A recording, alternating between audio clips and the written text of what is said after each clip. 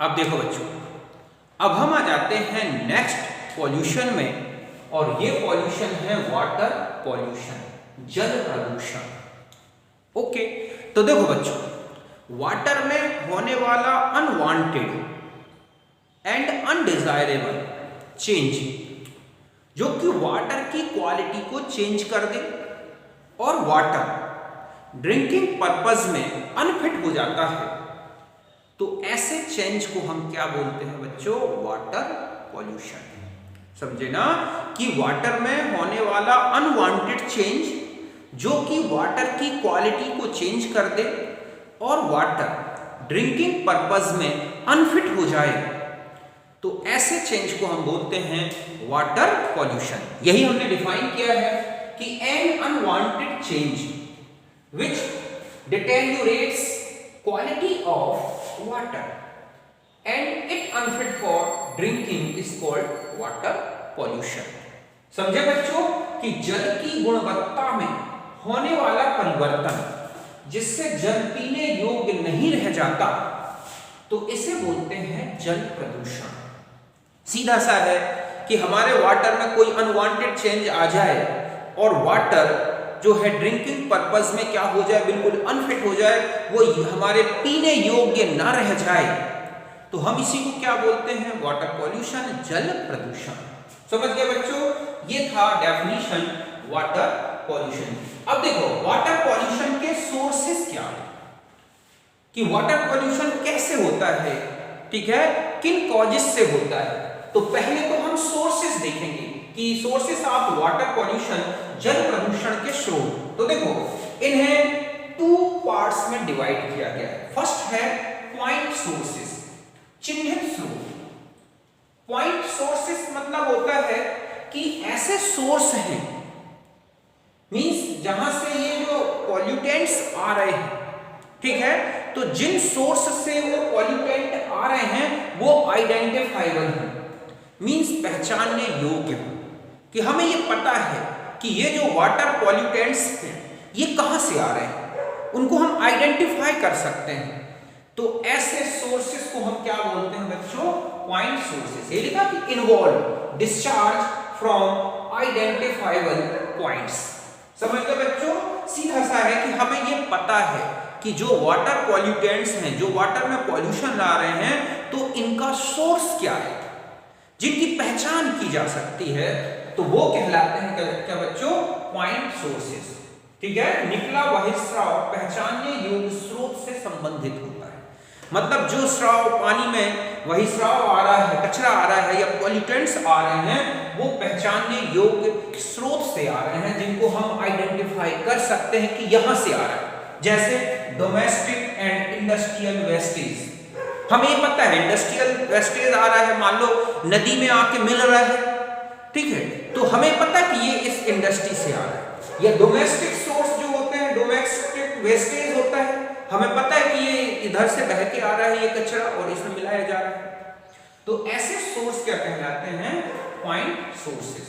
ये कंट्रोलेबल होते हैं, मतलब इन पे कंट्रोल किया जा सकता है, पहचान के उनको रोका जा सकता है, उनको उनमें वाटर में मिलने से रोका जा सकता है। और दूसरे होते हैं नॉन पॉइंट सोर्सेस, कि involve discharge from identifiable points, मतलब जहां से बहिर्स्राव आ रहा है, या हम कहें वाटर पॉल्यूटेंट जो है, वाटर पॉल्यूटेंट जहां से आ रहे हैं, उन सोर्स को हम आइडेंटिफाई नहीं कर सकते, या नहीं होते, वो फिक्स नहीं होते कि कहां से आना है। अब जैसे एटमॉस्फेरिक वॉश आउट, आसमान में धूल है, मिट्टी है, कचरा है, इस तरह से डस्ट है, ओके, बरसात हुई, सारा पानी के साथ मिलकर पानी में आ गया, नीचे गिर गया, तो वो हमें ये थोड़ी आइडेंटिफाई था कि ये यहाँ पर है ये कचरा, या फिर ठीक है आंधी तूफान जो है, डस्ट पार्टिकल आसमान में छाए हुए हैं, पानी वर्षा उनके साथ में घुल के नीचे आ गए।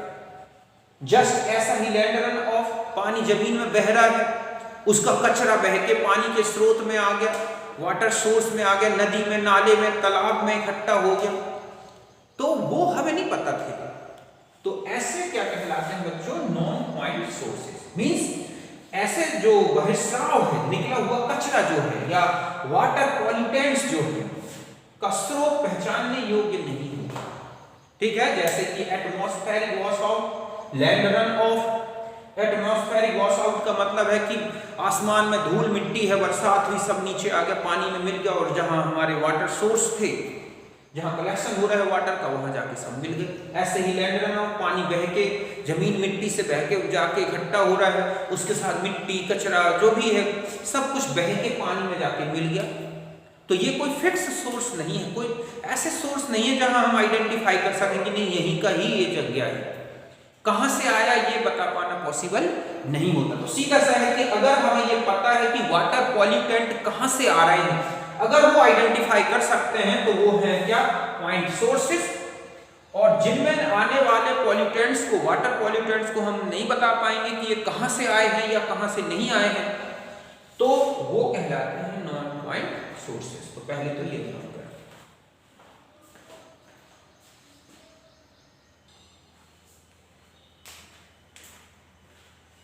अब देखो बच्चों, अब हम आ जाते हैं causes of water pollution. Okay, जल प्रदूषण के कारण क्या है, वाटर पॉल्यूशन किन के कारण होता है। तो देखो इसमें हम देखेंगे कौन कौन से कॉजेस हो सकते हैं। फर्स्ट है बायोलॉजिकल ऑर्गेनिक वेस्टेज, जैविक कार्बनिक कचरा। तो देखो बच्चों, लीव्स हो गई, ग्रास हो गया, ट्रैश हो गए, वुड हो गए, ये जो होते हैं जब ये वाटर में मिल जाते हैं और जब वाटर के एक बड़े सोर्स में पहुंच जाते हैं तो इनका बायोलॉजिकल डिकम्पोजिशन होता है। इस बायोलॉजिकल डिकम्पोजिशन के कारण जो है वाटर की क्वालिटी क्या हो जाती है, बेकार, मतलब कहीं की एक प्रकार से इफेक्टेड हो जाती है, कम हो जाती है। तो इसके कारण ही वाटर पॉल्यूशन आता है। समझ गए ना कि लीव्स हो गए, ग्रास हो गया, trash, would etcetera cause water pollution. As this matter decomposed by microbial activities, which is known as putrescibility, ठीक है, putrescibility, क्या बोलते हैं इसको, putrescibility, which requires oxygen, putrescibility, okay. तो यहां तक बात समझ गए ना कि which requires oxygen। ये थोड़ा सा अलग सा टर्म लग रहा है, ओके, कि पत्ती, घास, तिनका, लकड़ी आदि जल प्रदूषण करते हैं, ये सूक्ष्म जीवों द्वारा विघटित होते हैं। इस विघटन क्रिया को क्षुद्रता, निम्नीकरण कहते हैं, और इसके लिए किसकी जरूरत होती है, ऑक्सीजन। समझ गए बच्चों। तो एक तो ये है मेन सोर्स, फिर से सुने, लीव्स हो गए, ग्रास हो गए, ट्रैश हो गए, wood etcetera causes water pollution as this matter decomposed by microbial activities, ठीक है, which is known as putrescibility, ठीक है, विच रिक्वायर्स ऑक्सीजन। जब वाटर की ऑक्सीजन कम पड़ जाती है तो उसके कारण भी वाटर क्या हो जाता है, पॉल्यूटेड हो जाता है। अब इसमें एक टर्म आ गया कि विच रिक्वायर्स ऑक्सीजन, मतलब जब कंपाउंड का माइक्रोबियल डिकम्पोजिशन होता है तो इसके लिए किसकी जरूरत होती है बच्चों, ऑक्सीजन की। इसी डिमांड ऑक्सीजन, जो ये ऑक्सीजन की डिमांड है, इसी से रिलेटेड एक पॉइंट होता है और वो है BOD, बायोकेमिकल ऑक्सीजन डिमांड, जैव ऑक्सीजन मांग। क्या बोलते हैं इसको, जैव ऑक्सीजन मांग। तो देखो इसकी क्या डेफिनेशन है कि amount of oxygen required by bacteria to break down organic matter present in certain volume of sample of water. समझ गए बच्चों कि एक वाटर सैंपल है जिसका एक फिक्स वॉल्यूम दिया गया, 1 लीटर 2 लीटर कुछ भी, फिर उसमें जितना भी ऑर्गेनिक मैटर था उसको डिकम्पोज करने के लिए जो माइक्रो ऑर्गेनिज्म है या कहें कि बैक्टीरिया है, उनको कितनी ऑक्सीजन की जरूरत है, कितनी डिमांड है, उसी डिमांड को बोला जाता है बायोकेमिकल ऑक्सीजन डिमांड। फिर से समझे कि amount of oxygen required by bacteria to break down the organic matter present in certain volume of, ठीक है, सैंपल ऑफ वाटर। कि हम कहीं से भी सोर्स से मान लो 1 लीटर पानी ले आए, फिर हम उसमें कोई ऑर्गेनिक मैटर है उसको कंप्लीट बैक्टीरियल डिकम्पोजिशन कराएं तो उसके लिए कितनी ऑक्सीजन की डिमांड है, वो क्या कहलाती है बच्चों, BOD। ये जितनी कम होगी, मतलब BOD की वैल्यू जितनी कम हो वाटर उतना ही क्लीन माना जाएगा। मतलब यह है कि वाटर में अगर किसी भी प्रकार का कोई ऑर्गेनिक मैटर नहीं है या बहुत कम है तो उसको डिकम्पोज्ड होने के लिए बहुत कम ऑक्सीजन की डिमांड होगी। ऐसे में बीओडी की वैल्यू क्या आएगी, कम आएगी। और बहुत सारा मैटर है ऑर्गेनिक का जिसको डिकम्पोज्ड करना है तो उसके लिए ज्यादा से ज्यादा ऑक्सीजन की डिमांड होगी। ऐसे में बीओडी क्या हो जाएगी, ज्यादा होगी। अब हम ये देखेंगे कि एक क्लीन वाटर में बीओडी की क्या वैल्यू होनी चाहिए और एक पॉल्यूटेटेड वाटर है, ठीक है, उसमें बहुत अधिक ऑर्गेनिक मैटर है या प्रदूषित है तो उसमें क्या बीओडी की वैल्यू होनी चाहिए। इस बेस पर भी हम वाटर का पॉल्यूशन को आइडेंटिफाई कर सकते हैं कि हमारा वाटर क्लीन है या पॉल्यूशन वाला है। तो समझिए बच्चों कि जल प्रति दर्श के एक निश्चित आयतन में, मतलब हमें जल का एक निश्चित आयतन ले लें और उसमें जितना ऑर्गेनिक मैटर है, कार्बनिक पदार्थ है, उसको पूरा बैक्टीरिया द्वारा डिकम्पोज्ड होना है तो उस डिकम्पोजिशन के लिए कितनी विघटित होना है तो कितनी ऑक्सीजन की आवश्यकता है, उसी को हम बोलते हैं क्या, बीओडी। ओके, तो यहां तक नोट।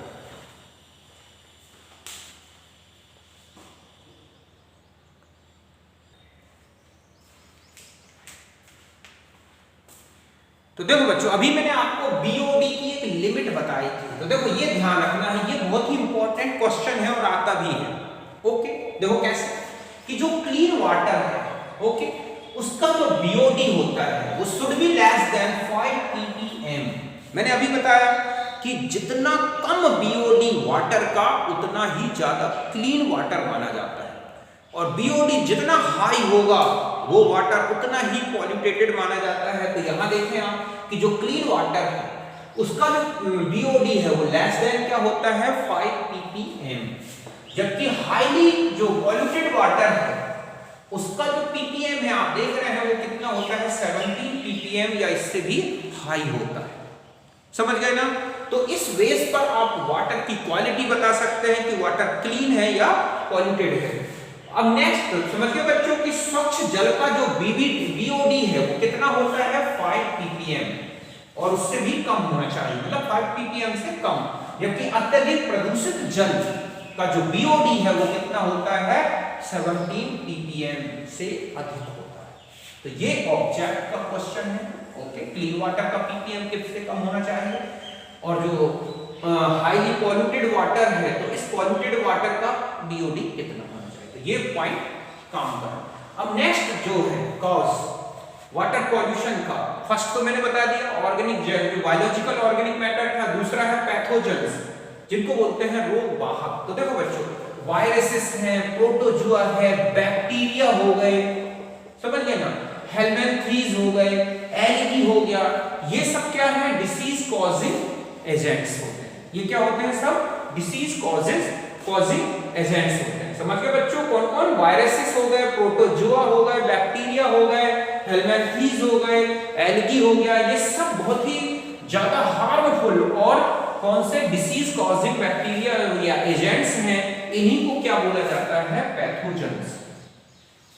ओके, समझिए बच्चों, वायरस हो गया, प्रोटोजुआ हो गया, हेलमेंथ्रीज हो गए, शैवाल हो गया, जीवाणु हो गए, ये सब क्या कहलाते हैं, रोगजनक। अगर ये पानी में मिल जाए तो बहुत ही ज्यादा हार्मफुल होता है हमारे लिए ऐसा वाटर यूज करना। जैसे ह्यूमन एक्सक्रीटा जो होता है, human excreta contain Escherichia coli and streptococcus bacteria.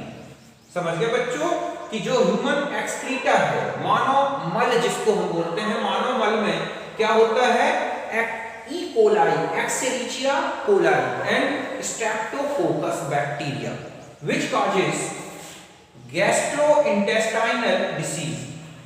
समझ गए ना, गैस्ट्रोइंटेस्टाइनल डिसीज का मतलब है हमारी इंटेस्टाइन या पेट से संबंधित जो बीमारियां होती हैं, आंतों से संबंधित जो बीमारियां होती हैं वो इनसे हो जाती हैं। तो समझ गए बात कि मानव मल में एक्सचेरिचिया कोलाई तथा स्ट्रेप्टोकोकस जीवाणु होते हैं जो कि पेट संबंधी बीमारियां उत्पन्न कर देते हैं। दस्त लगना, पेचिश होना, पेट में दर्द होना, समझ गए ना, ये सब कहां से आते हैं, इन्हीं पैथोजेंस से।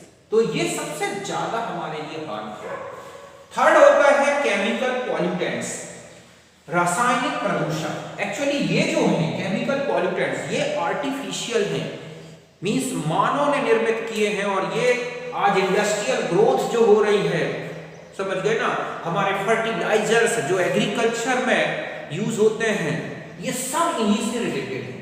इनमें 2 टाइप्स आते हैं, एक तो होते हैं ऑर्गेनिक पॉल्यूटेंट्स, मतलब केमिकल्स 2 टाइप्स के होंगे, ऑर्गेनिक पॉल्यूटेंट्स और इनऑर्गेनिक पॉल्यूटेंट्स। ऑर्गेनिक की बात करें तो देखें पेस्टिसाइड्स, जो कि हम देखते हैं कहाँ यूज होते हैं, सबसे ज्यादा एग्रीकल्चर में। इसके अलावा पेट्रोलियम प्रोडक्ट्स हो गए, हर्बिसाइड्स भी होते हैं, पेस्टिसाइड्स के साथ हर्बिसाइड्स होते हैं, पेट्रोलियम प्रोडक्ट्स हो गए, पॉलीक्लोरोबेंजीन डेरिवेटिव्स हो गए, जैसे कि बेंजीन हेक्साक्लोराइड BHC, ठीक है, DDT, ओके। तो पॉलीक्लोरोबेंजीन डेरिवेटिव्स, डिटर्जेंट हो गए जो घर में यूज होते हैं, फर्टिलाइजर्स हो गए, ये सब क्या है, ऑर्गेनिक जो है पॉल्यूटेंट्स हैं। और ये कैसे होते हैं, कार्सिनोजेनिक। कार्सिनोजेनिक का मतलब क्या होगा, कैंसर उत्पन्न करने वाले, समझ गया ना। तो इनसे कैंसर होता है, जब ये हमारी बॉडी में कलेक्ट होने लगते हैं तो क्या होता है, कैंसर होता है। इसके अलावा ये harmful for aquatic life. Aquatic life मतलब पानी में जो जीव रह रहे हैं, चाहे वो समुद्र के हों, चाहे नदी के हों, तालाब के हों, इन सब के लिए ये केमिकल बहुत ज्यादा हार्मफुल है, समझ गए बच्चों। तो ये हो गए 3 कॉजेस। एक और बताता हूं, तो अभी यहां तक नोट करें।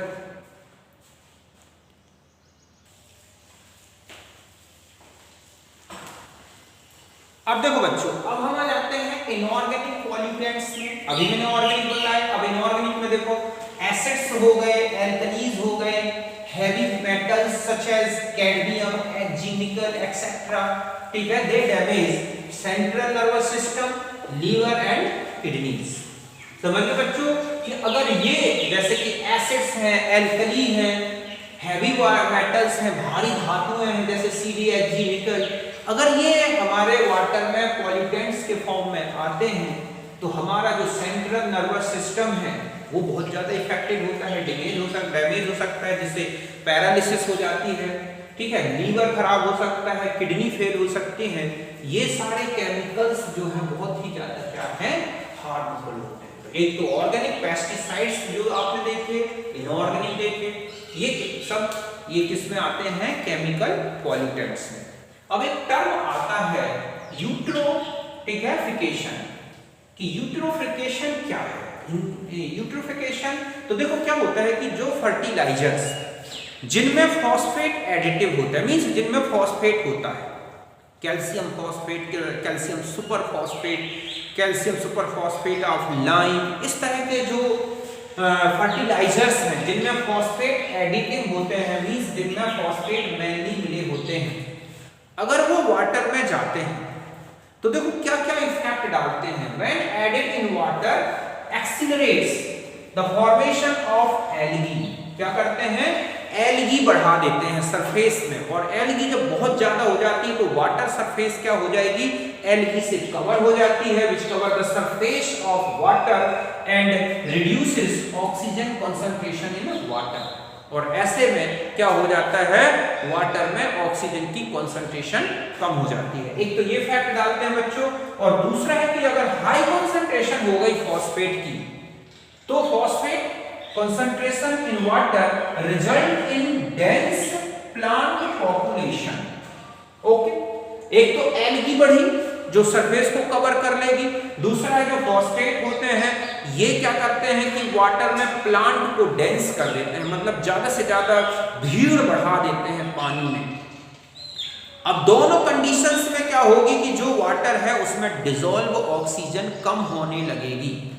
अब जब डिसॉल्व ऑक्सीजन कम होगी तो ऑटोमेटिक है कि जो एक्वाटिक लाइफ है, मींस जो जीवन है, पानी में जीव है, वो बहुत जल्दी क्या होंगे, इफेक्टेड होंगे, और उनकी लाइफ क्या हो जाएगी, कम हो जाएगी, या तो वो मर जाएंगे। वही लिखा है ना कि both these factors adversely effect the aquatic life, killing animals, hence result, ठीक है, in loss of biodiversity in water is called eutrophication.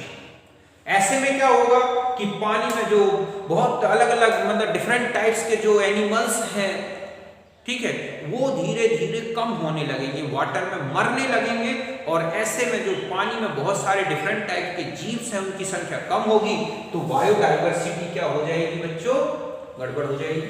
समझ गए ना? तो समझे बच्चों कि उर्वरक जिनमें फॉस्फेट होते हैं मेनली एडिटिव फॉर्म में, जब ये जल में मिलते हैं तो उसमें शैवाल निर्माण को बढ़ा देते हैं, त्वरित कर देते हैं, तेजी से बढ़ती है शैवाल पानी में, जिससे पानी की सतह ढक जाती है और जल में ऑक्सीजन की सांद्रता कम हो जाती है। दूसरा है कि जल में जब फॉस्फेट उच्च सांद्रता में होता है तो पौधों की सघनता बढ़ जाती है। पानी में बहुत सारे प्लांट्स बहुत ज्यादा एक दूसरे के साथ भीड़ में हो जाते हैं, जिससे जल में घुलित ऑक्सीजन कम हो जाती है।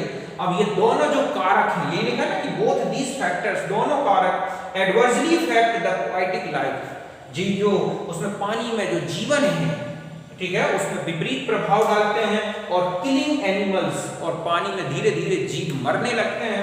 रिजल्ट लॉस इन बायोडाइवर्सिटी, और जो जल में विभिन्न जीवों की जो विविधता थी, डिफरेंट टाइप के जीव से एनिमल्स थे, वो सब क्या हो जाएंगे, कम हो जाएंगे, जिससे बायोडाइवर्सिटी लॉस हो जाएगी, और इसी को बोला जाता है यूट्रोफिकेशन। ठीक है, तो यहां तक बात अच्छी तरह समझ गए होंगे कि हमारे वाटर पॉल्यूशन का क्या क्या इफेक्ट पड़ता है। एक तो बायोडाइवर्सिटी वाटर में कम हो जाती है, और हमारे लिए तो वो ड्रिंकिंग पर्पस में अनफिट हो ही जाता है। इसके अलावा हमारे जो बॉडी है उसमें डिफरेंट टाइप्स की डिसीजेस आ जाती हैं, हमारा नर्वस सिस्टम खराब हो सकता है, हमारी किडनी खराब हो सकती है। इसलिए वाटर पॉल्यूशन को रोकें, कैसे भी करके कंट्रोल करें। ओके, तो पहले यहां तक नोट करें।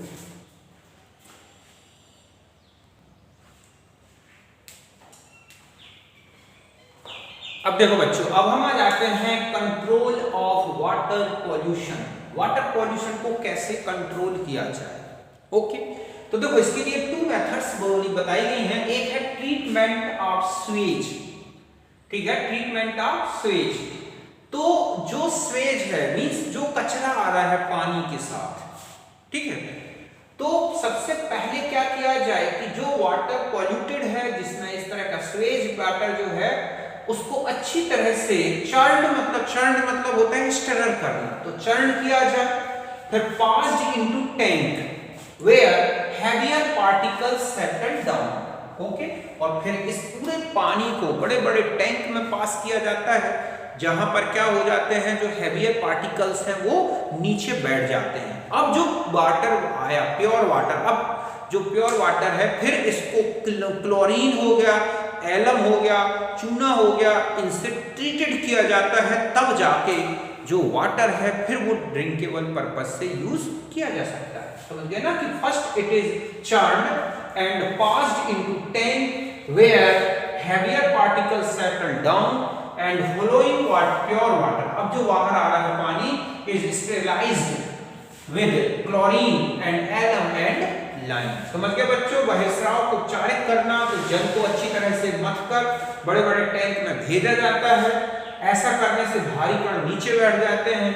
फिर जो पानी बाहर आ रहा है उसको फिर क्लोरीन है, एलम है, चूना है, इनसे उपचारित किया जाता है, तब जाके पानी शुद्ध होता है और पीने योग्य हो सकता है।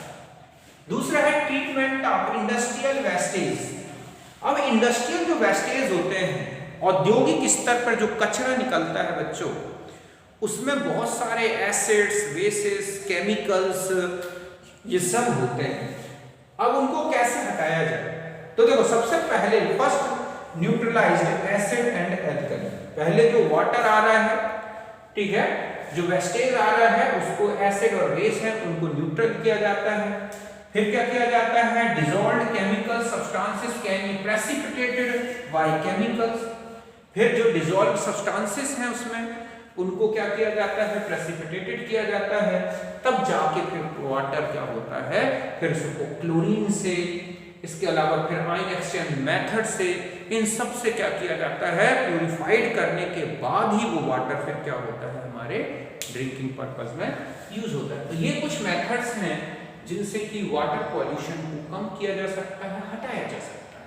ओके, यहां तक नोट करें।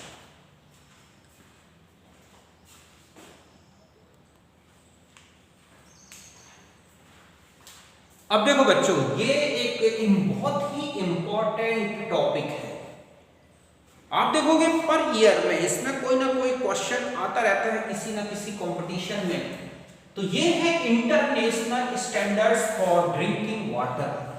हमारा जो ड्रिंकिंग वाटर है, पीने योग्य जल जो है, उसमें डिफरेंट टाइप्स के जो आयंस हैं या सॉल्ट्स हैं वो किस लेवल तक होने चाहिए जो जिससे कि हमारी बॉडी टॉलरेट कर सके, उसको सहन कर सके। उससे ज्यादा होंगे तो क्या इफेक्ट पड़ेंगे वो बताया गया है। तो देखो पहला है नाइट्रेट्स। नाइट्रेट्स मतलब किसी न किसी के साथ NO3 का होना। तो nitrate ion 50 ppm means milligram पर लीटर। तो इतनी कंसंट्रेशन तक हमारी बॉडी इसको सह सकती है, टॉलरेट कर सकती है। अगर इससे ज्यादा है इन एक्सेस तो इट कॉजेस, ठीक है, ब्लू बॉडी सिंड्रोम। क्या हो जाता है? Blue body syndrome.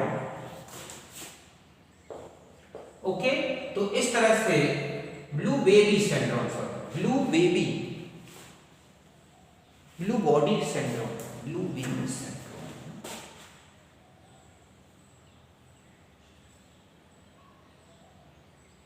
Blue baby syndrome, sorry गलत लिख गया ये, ब्लू बेबी सिंड्रोम। इस तरह से ये इफेक्ट पड़ता है। दूसरा है फ्लोराइड्स। फ्लोराइड 1 ppm से मैक्सिमम 2 ppm तक ही होना चाहिए। इससे ज्यादा अगर फ्लोराइड है in excess, it is poisonous and harmful to bones and teeth. दांतों के लिए, हमारी हड्डियों के लिए बहुत हानिकारक है। दांत गलने लगते हैं, हड्डियों में कट कट की आवाज आने लगती है अगर ज्यादा फ्लोराइड हो जाता है। फ्लोरेसिस एक बीमारी होती है। फिर होता है सल्फेट्स। तो सल्फेट आयंस जो है वो 500 ppm तक हो सकते हैं और यही सबसे ज्यादा है जिससे हमारी बॉडी टॉलरेट कर सकती है।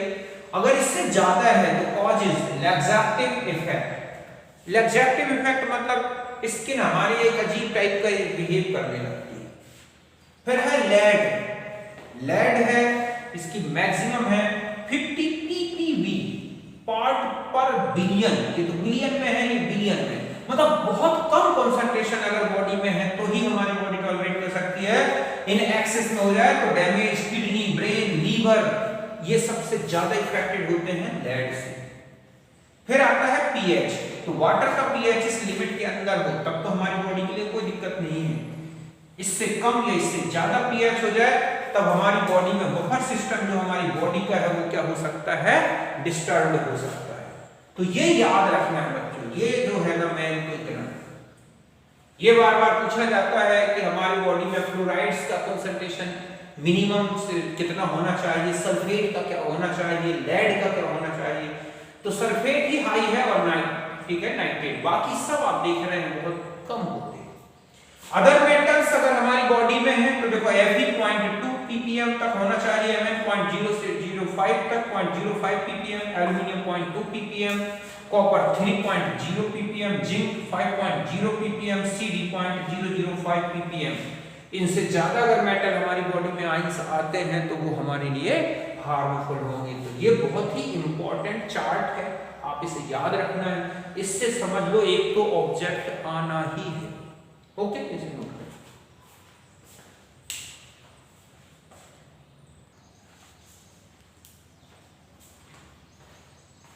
अब देखो बच्चों, अब हम आ जाते हैं लास्ट पॉल्यूशन में और ये है सॉइल पॉल्यूशन, भूमि प्रदूषण। ओके, तो देखो इसकी डेफिनेशन है कि when unfavourable alteration of soil by addition और removal of substances and factors which decrease soil productivity, quality of plants and groundwater is called soil pollution।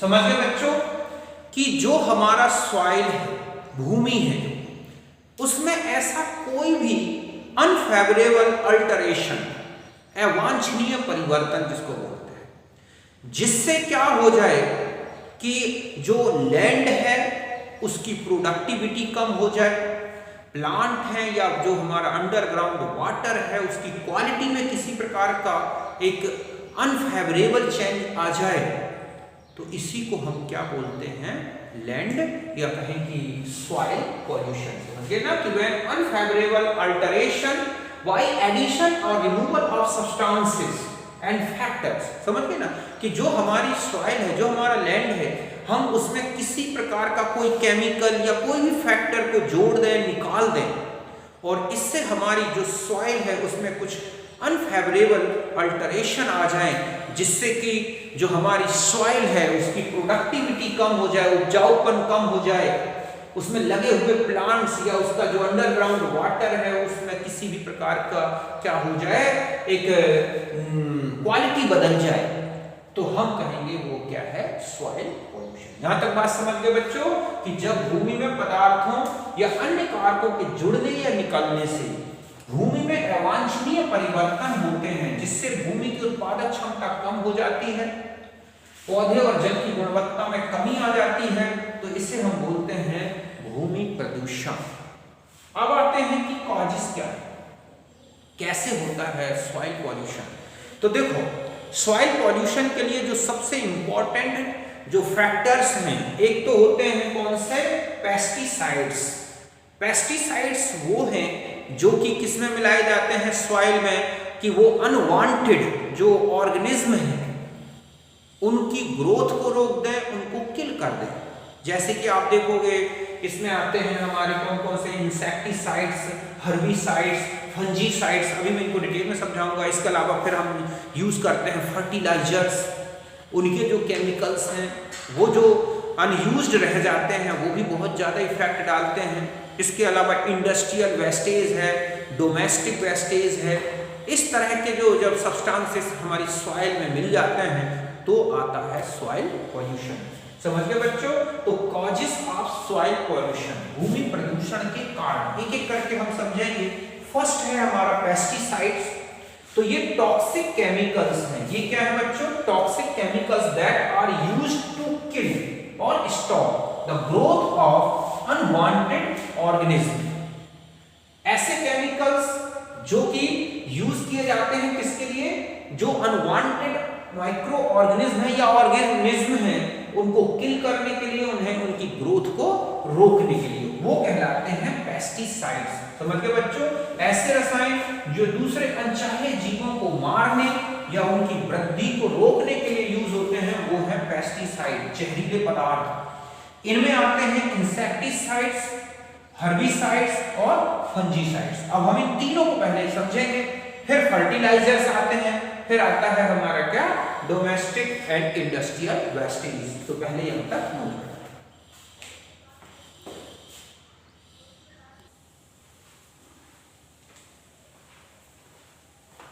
अब देखो बच्चों, अभी मैंने आपको पेस्टिसाइड्स बताए, कौन कौन से, इंसेक्टिसाइड्स, हर्बिसाइड्स और फंजीसाइड्स।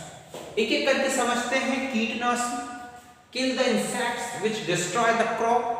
हम जानते हैं सबसे ज्यादा यूज होने वाले केमिकल्स हैं जो कि हमारी क्रॉप, फसल को नुकसान पहुंचाने वाले जो कीट होते हैं, इंसेक्ट्स होते हैं, उनको मारने के लिए यूज किए जाते हैं।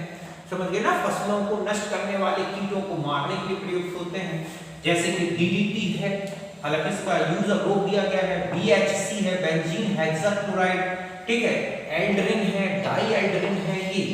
तो ये केमिकल्स जो हैं सबसे ज्यादा यूज होते हैं किसमें, इंसेक्टिसाइड्स में। अब क्या होता है बच्चों कि ये जो केमिकल्स हैं ये फूड चेन जो होती है, फूड चेन एक खाद्य श्रृंखला है, फूड चेन के थ्रू हमारी बॉडी में आ जाते हैं या एनिमल्स की बॉडी में आ जाते हैं और क्या करते हैं, मेटाबॉलिक एंड फिजियोलॉजिकल डिसऑर्डर ला देते हैं। समझ गए ना, दे आर रीचेस या reach human and animals body through food chain and causes metabolic and physiological disorder। समझ गए बच्चों। ये खाद्य श्रृंखला द्वारा मानव एवं जीवों के शरीर में आ जाते हैं और उपपचय एवं शारीरिक क्रियाओं में विकृति उत्पन्न करते हैं। कई प्रकार की डिसीजेस, कैंसर, कार्सिनोजेनिक भी होते हैं। ओके, एक तो ये हो गए इंसेक्टिसाइड्स, तो आपको ये एग्जांपल याद रखना है। दूसरे हैं हर्बिसाइड्स, खरपतवार नाशी।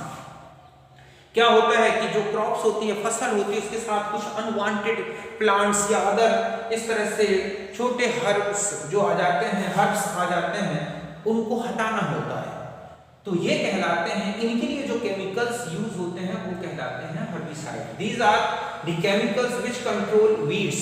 सीधा है घास जिसको हम बोलते हैं। जब हमारी फसल में घास आ जाती है, वीड्स आ जाती है, तो उसको कैसे हटाएं ताकि हमारी मेन जो क्रॉप्स है वो हमें मिले। तो इसके लिए जो केमिकल्स यूज होते हैं वही कहलाते हैं खरपतवार नाशी। These are the chemicals which control weeds. समझिए बच्चों, खरपतवार को नियंत्रित करने वाले रसायन जैसे कि NaNO3 है, Na3ASO3 है, ये यूज किए जाते हैं हर्बिसाइड्स में। ये दोनों टॉक्सिक होते हैं और ये बर्थ डिफेक्ट लाते हैं। समझ गए ना, इस तरह से। फिर नेक्स्ट है फंजीसाइड्स, फफूंदनाशी। सीधा सा है ऐसे केमिकल्स जो कि फंजाई की ग्रोथ को रोक दें और जो प्लांट में होने वाली डिसीजेस हैं उनको कम कर दें या हटा दें, वो कहलाते हैं क्या, fungicides. Chemicals used to stop the growth of fungi. समझिए बच्चों, ये फफूंद की वृद्धि को रोकते हैं।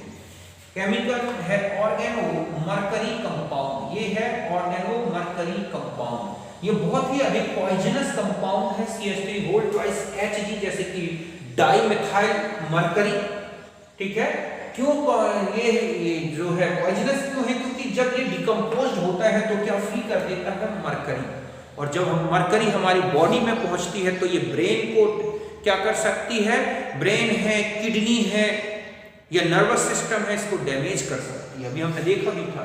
इट गिव, ठीक है, Hg on decomposition which is fatal for animals and human life. ये हमारे जीवन के लिए, जीवों के जीवन के लिए बहुत ही ज्यादा नुकसानदायक है, फैटल है, घातक है जिसको हम बोलते हैं। इराक में 1972 में बहुत सी डेथ हुई थी, वहां पर इसके जो है वीट, गेहूं में इसके यूज के कारण हुई थी कि गेहूं में इसका यूज किया गया और फिर उसका गेहूं का जब यूज लोगों ने किया तो इराक में 1972 में बहुत सारी डेथ हुई, वो इस मरकरी, डाइमेथाइल मरकरी के यूज के कारण हुई थी।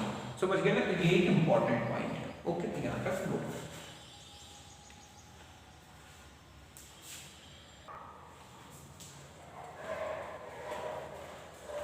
ये देखो बच्चों, कुछ और भी इंपॉर्टेंट इस तरह के जो कि सॉइल पॉल्यूशन के कॉजेस हैं वो इस तरह से हैं। फर्टिलाइजर्स, हम देखते हैं कि आज क्रॉप्स के हाई प्रोडक्शन के लिए सबसे ज्यादा यूज होते हैं ये केमिकल फर्टिलाइजर्स। ओके, अगर इनका एक्सेस में यूज हुआ तो ये क्या करते हैं कि जो सॉइल है उसकी जो नेचुरल प्रोडक्टिविटी है या प्रोडक्टिविटी है उसको क्या कर देते हैं, डिक्रीज कर देते हैं। समझ गए ना, excess use of fertiliser decreases new, ठीक है, natural microflora, hence deteriorate soil. मतलब ये है कि इनका ज्यादा उपयोग किया जाए तो जो सॉइल है उसकी जो नेचुरल प्रोडक्टिविटी है वो बिल्कुल क्या हो जाती है, कम हो जाती है और भूमि प्रदूषित हो जाती है। समझ गए बच्चों कि इनका अधिक उपयोग करने से भूमि की प्राकृतिक उपजाऊ क्षमता कम हो जाती है, भूमि प्रदूषित हो जाती है। फिर है next industrial wastage. Industrial wastage जो होता है, औद्योगिक कचरा जिसको हम बोलते हैं, ये सॉलिड फॉर्म में भी होता है और लिक्विड फॉर्म में भी, और ये सीधा बाहर फेंक दिया जाता है सॉइल में। उनमें बहुत सारे केमिकल्स ऐसे होते हैं जो बहुत ज्यादा टॉक्सिक होते हैं, जैसे कि कॉपर है, जिंक है, लेड है, CD है, Hg है, इनके केमिकल्स है। इसके अलावा साइनाइड्स हैं, एसिड्स हैं, बेसिस हैं, ये सब केमिकल्स होते हैं और ये सब केमिकल्स भी सॉइल की क्वालिटी को बहुत ज्यादा इफेक्टेड करते हैं। समझ गए बच्चों, they are both solid and liquid and dumped over soil. These contain toxic substances, chemicals like ये और ये। समझ गए बच्चों कि ये ठोस द्रव अवस्था में होते हैं, भूमि की सतह पर सीधे फेंक दिए जाते हैं, कोई गड़ाया नहीं जाता, उनको सीधे बहा दिया जाता है, इस तरह से फेंक दिया जाता है। इनमें कई प्रकार के जहरीले रसायन आदि होते हैं। तो ये भी हमारी सॉइल की जो है क्वालिटी को या उसमें सॉइल पॉल्यूशन को प्रोड्यूस्ड करते हैं। फिर आता है अर्बन वेस्ट, शहरी कचरा। हम जानते हैं कि घरों से कचरा निकलता है, तो ये सब कचरा भी बाहर फेंक दिया जाता है। उनमें क्या क्या हो सकते हैं, डोमेस्टिक रिफ्यूज हो सकते हैं, घर में जो भी हमारा यूजफुल नहीं है या कचरा जो है हम उसमें। इसके अलावा rubbish from construction site, construction sites हैं वहां से निकलने वाला जो मलबा होता है, ठीक है, बिल्डिंग बन रही है, आपने कचरा भरवाया ट्रक में और बाहर फेंकवा दिया। एंड स्वेज रेसिड्यू, जहाँ की स्वेज ट्रीटमेंट चलता है उसका जो कचरा निकलता है वो भी सीधा फेंक दिया जाता है। तो ये भी हमारे सॉइल पॉल्यूशन में बहुत अधिक जो है इफेक्ट डालते हैं। और इसके बाद है रेडियो एक्टिव मटीरियल्स। तो न्यूक्लियर वेस्ट जो होता है, जहाँ पर रेडियो एक्टिव सब्सटेंसेस यूज होते हैं न्यूक्लियर रिएक्टर में, तो वहाँ निकलता है न्यूक्लियर वेस्टेज। ये भी अगर सीधा बाहर डाल दिया जाए तो ये बहुत ज़्यादा हार्मफुल है एनिमल्स के लिए भी, ह्यूमन के लिए, क्योंकि इनमें जो रेडियो एक्टिव रेस निकलती हैं वो सीधा सीधा हमारी बॉडी में क्या ला देती हैं, म्यूटेशन लाती हैं। उस म्यूटेशन के कारण ही फिजिकल डिसऑर्डर आ जाते हैं। तो ये है कुछ इंपॉर्टेंट सोर्सेस जिसके कारण क्या होता है हमारा सॉइल पॉल्यूशन। अब आता है कि इनको कंट्रोल कैसे किया जाए। तो सीधा सा है कि इन सब के जो आपने सोर्सेस पढ़े हैं उन सब का ट्रीटमेंट किया जाए, फर्टिलाइजर्स कम से कम यूज किए जाएं, जो हमने देखे पेस्टिसाइड्स उनका कम से कम यूज किया जाए, केमिकल के जो है नेचुरल या हर्बल पेस्टिसाइड्स यूज किए जाएं, ठीक है। इंडस्ट्रियल वेस्टेज है उसको जहां से जितना मैक्सिमम से मैक्सिमम उसको जो है क्या किया जाए, डिस्ट्रॉय कर दिया जाए। इसी तरह से अर्बन वेस्टेज का जो है ट्रीटमेंट किया जाए, उसके मतलब रीयूज किया जाए, रिसाइकलिंग की जाए, रेडियो एक्टिव मटेरियल को जमीन के अंदर बहुत ही नीचे गाड़ दिया जाए। ये सब कुछ है, तब जाके हमारा सॉइल पॉल्यूशन रुक सकता है। और इसके लिए जरूरी है हम सबको बहुत ज्यादा जागरूक होना। ओके, तो यहाँ तक नोट करें।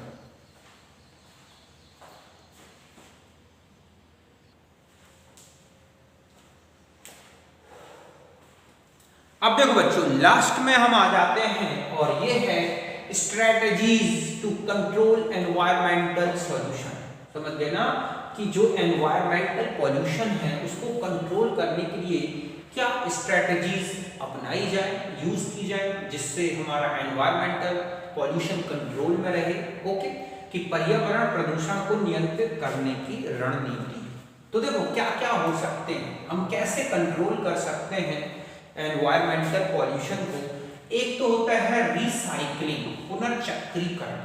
ओके, तो देखो बच्चों, जो हाउस होल्ड वेस्ट मटेरियल है या हम कहें कि इंडस्ट्रियल लेवल पर जो वेस्ट मटेरियल है या फिर कंस्ट्रक्शन साइट से निकलने वाला जो कचरा है, वेस्ट मटेरियल है, उनको रिसाइकलिंग किया जाए। रिसाइकलिंग का मतलब है कि उसको दोबारा नए फॉर्म में लाया जाए।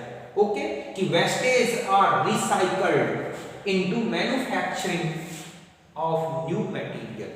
समझ गए ना कि जो हमारा वेस्ट मटेरियल है जिसका हम क्या कर सकते हैं, रिसाइकल करके और फिर न्यू मटेरियल में कन्वर्ट कर सकते हैं, उनको हम रिसाइकल करें। जैसे कि स्क्रैप आयरन या और भी अदर मेटल्स हैं। ओके, रद्दी कच्चा जो रद्दी होती है आयरन, रद्दी आयरन है ना, ब्रोकन ग्लास, टूटा हुआ कांच, क्लॉथ रद्दी जो हो जाते हैं, पॉलीथीन है, पेपर्स हैं, ठीक है, इनको रीयूज किया जा सकता है। और ये किसके लिए, न्यू मटेरियल टू मैन्युफैक्चर, ठीक है, new articles of iron, glass, cloth, polythene, papers. आज देखते हैं कि प्लास्टिक बिक जाता है, लोहा बिक जाता है, कांच ले जाते हैं, तो ये सब क्यों करते हैं, क्यों, क्योंकि इनको रिसाइकल्ड किया जा सकता है। समझ गए बच्चों कि कचरा दोबारा उपयोग करके सामान बनाया जाए, नया मटेरियल बनाया जाए। जैसे रद्दी लोहा है, टूटा कांच है, कपड़े हैं, पॉलीथीन है, पेपर है, ठीक है, इनका उपयोग मेटल, कांच, कपड़े, पॉलीथीन, कागज आदि के नए आर्टिकल्स के निर्माण में कच्चे पदार्थ की तरह यूज होता है। आज आयरन सबसे ज्यादा सप्लाई हो जाता है, रिसाइकल्ड होता है। ओके, इसी तरह से आपने देखा होगा प्लास्टिक बिक जाता है, कांच बिक जाता है, तो ये सब क्यों होता है, क्योंकि इनको रिसाइकल्ड किया जा सकता है। तो सीधा सा है कि जो हमारा वेस्टेज रिसाइकल्ड हो सकता है उसको रिसाइकलिंग की जाए। दूसरा होता है बर्निंग एंड इंसिनरेशन, जलाना और भस्मीकरण। तो ऐसा हाउस होल्ड वेस्टेज जो जल सकता है। इसके अलावा biological waste from the hospital से निकलने वाला जैविक कचरा, ठीक है, ये जलाए जा सकते हैं और इनसे जो एश बनती है या कहें उनसे जो राख निकल रही है उसका यूज किया जाए एज लैंड फिलिंग मटीरियल। समझ गए बच्चों कि हाउस होल्ड वेस्टेज है, बायोलॉजिकल वेस्टेज है फ्रॉम हॉस्पिटल्स एक्सेट्रा आर, ठीक है, incinerated to ash which is used as a land filling material. समझ गए बच्चों, घरेलू कचरा है, अस्पताल का जैविक कचरा है, इनका भस्मीकरण करके और निकली हुई राख का उपयोग हम भूमि भराव में कर सकते हैं। इसके अलावा फर्टिलाइजर्स में भी यूज होता है, तो यहां तक नोट करें।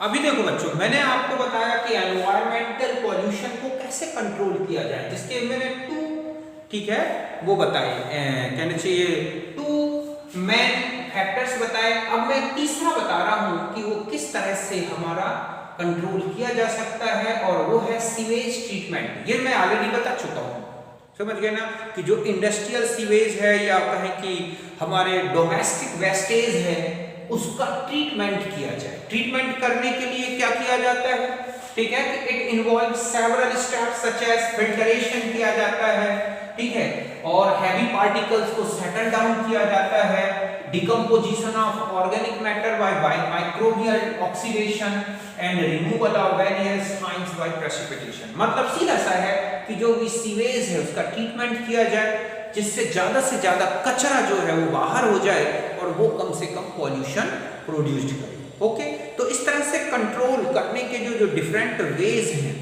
उन वेज में से एक ये है कि यह प्रक्रम विभिन्न पदों से जुड़ा है। छानना, भारी कणों को तल में जमाना, कार्बनिक पदार्थों का जैविक अपघटन करना, आयन का अवक्षेपण, ये सारा प्रोसेस किया जाए तो इससे भी बहुत कुछ एनवायरमेंटल पॉल्यूशन रोका जाता है। और एक है ग्रीन केमिस्ट्री, ये भी एक क्या है, एनवायरमेंटल पॉल्यूशन को कंट्रोल करने की एक मेथड है, ग्रीन केमिस्ट्री। देखो बच्चों, ग्रीन केमिस्ट्री एक्चुअली है क्या?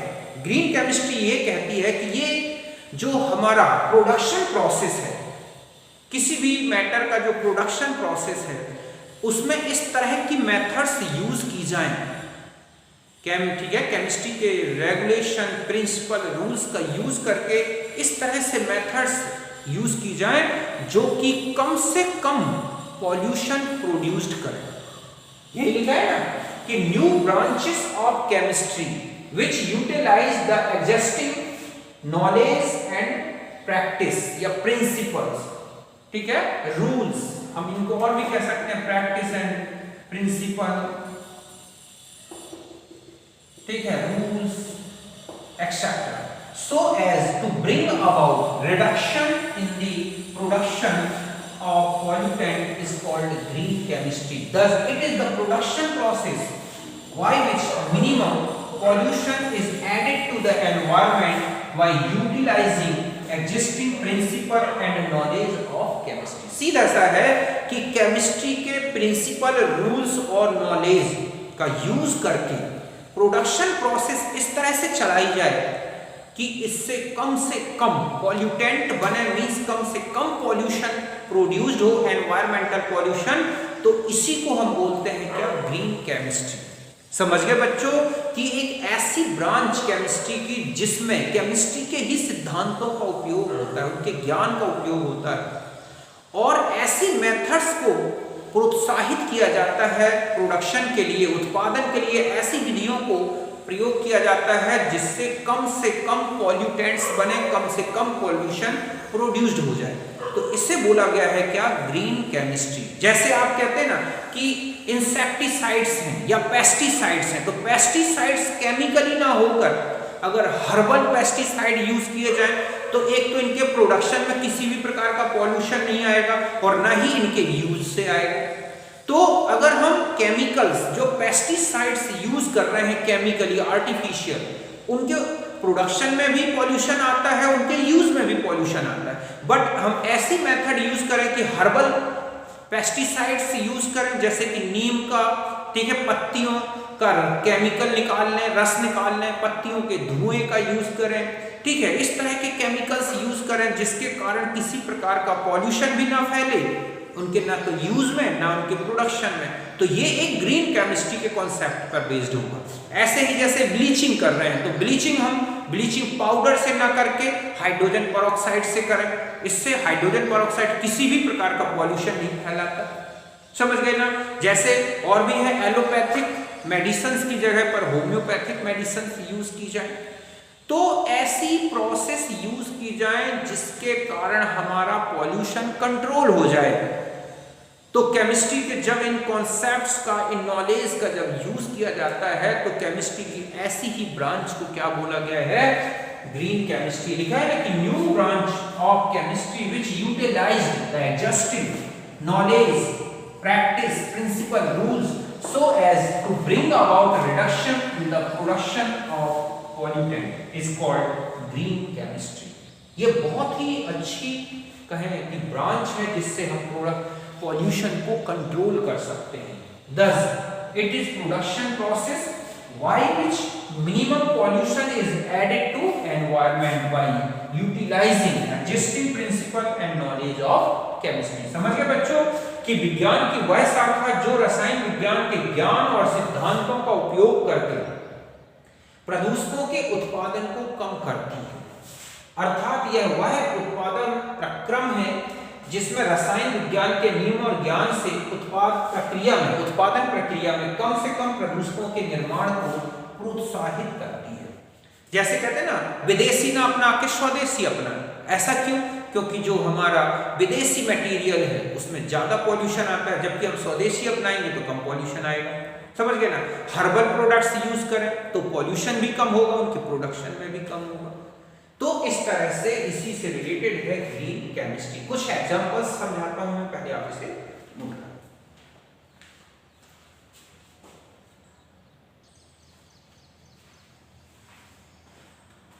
अब देखो बच्चों, ग्रीन केमिस्ट्री से रिलेटेड कुछ इंपॉर्टेंट एग्जांपल्स बताता हूं। जैसे है ड्राई क्लीनिंग ऑफ क्लॉथ्स, कपड़ों की शुष्क धुलाई। तो हम जानते हैं कि जो कपड़ों की या क्लॉथ्स की जो ड्राई क्लीनिंग कराई जाती है वो CCl4 है, टेट्राक्लोरोइथाइलीन है, पेट्रोलियम ईथर्स हैं, इनसे कराई जाती है। ये केमिकल वाटर की जो क्वालिटी है उसको इफेक्टेड करते हैं, मींस वाटर को पॉल्यूटेड कर देते हैं।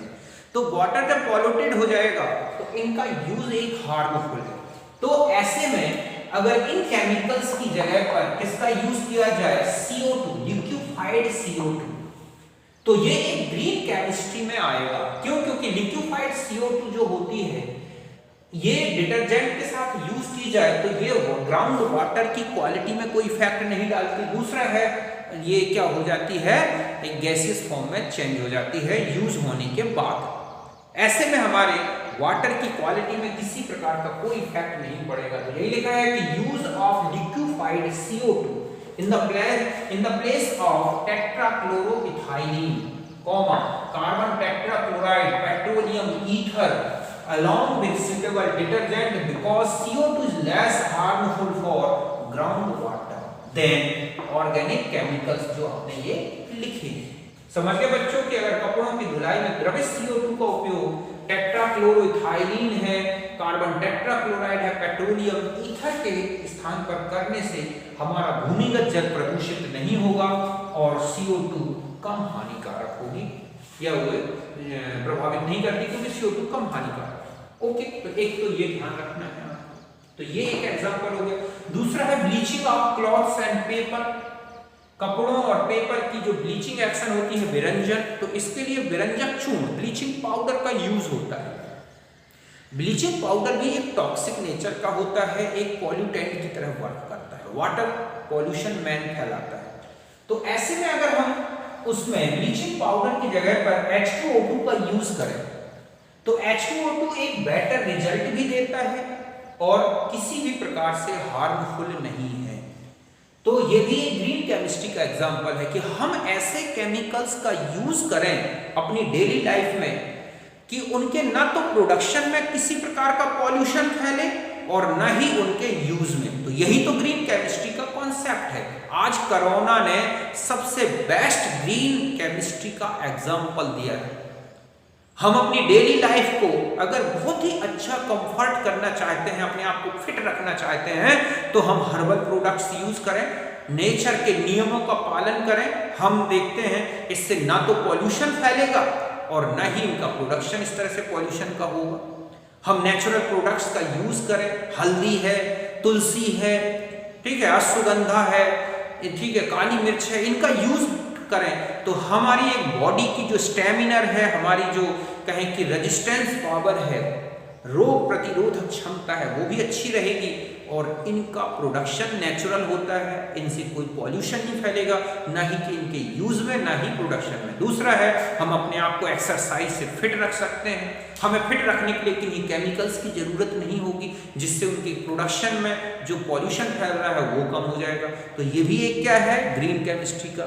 बाबा रामदेव कहता है, रामदेव जी कहते हैं कि बाबा रामदेव जी क्या कह रहे हैं कि आप हर्बल प्रोडक्ट्स यूज करो, वो भी एक किसको प्रोत्साहित कर रहे हैं, ग्रीन केमिस्ट्री को।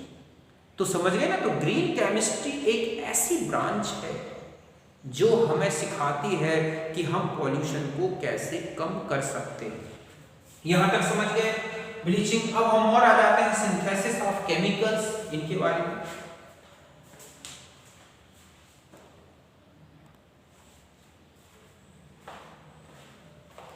तो देखो बच्चों, और भी कुछ एग्जांपल्स हैं, जैसे सिंथेसिस ऑफ केमिकल्स।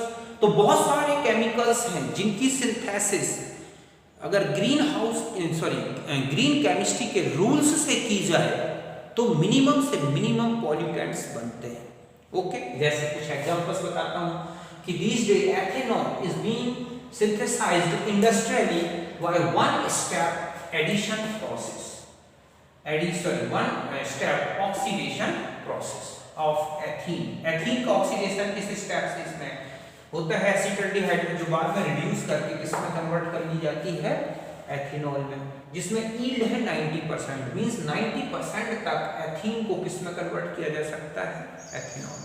इसमें किसी भी प्रकार का ऐसा कोई ऑब्जेक्शनेबल प्रोडक्ट नहीं बनता जो कि पॉल्यूशन को प्रोड्यूस्ड करे। तो ये भी एक क्या है, ग्रीन केमिस्ट्री की ही एक मेथड है। ऐसे ही लिखा है प्रिपरेशन ऑफ आइबुप्रोफेन, ठीक है, ibuprofen without producing waste and using large amount of solvent and with 99% yield. ऐसे ही इस ड्रग का जो सिंथेसिस है उसमें भी इस तरह से किया जाता है कि इसमें कोई प्रोड्यूसिंग वेस्ट, मतलब वेस्ट मटेरियल नहीं बनता।